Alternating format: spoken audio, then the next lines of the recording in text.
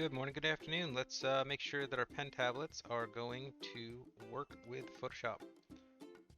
So the first thing you want to do is in the search function, type in pen tablet, one word. It's an app. Make sure you open it.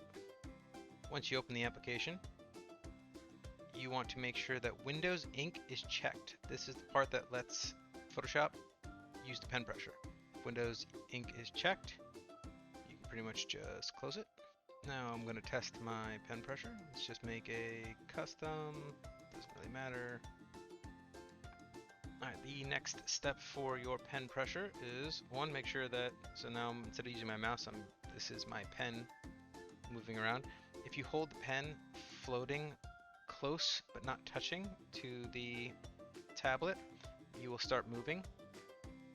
I'm going to select paintbrush.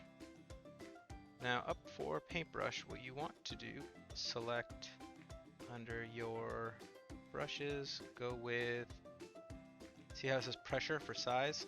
So you can either go do soft or hard. The other brushes will usually let you do size as well. Okay, let's get this to where, okay, you should be able to see it. The next thing you need to click is, so these options up here let you change some things. This is the one that looks like a bullseye. This is pen pressure. The one next to it is actually, if you click that, you can draw both sides at the same time. It mirrors it. This one next to opacity makes pen pressure deal with opacity instead of size. So when I just touch real lightly, it makes a really thin line. If I touch thicker, it makes a thick line.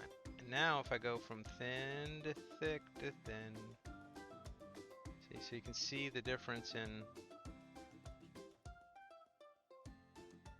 my pen pressure based on what I'm doing. So now I know my pen pressure works.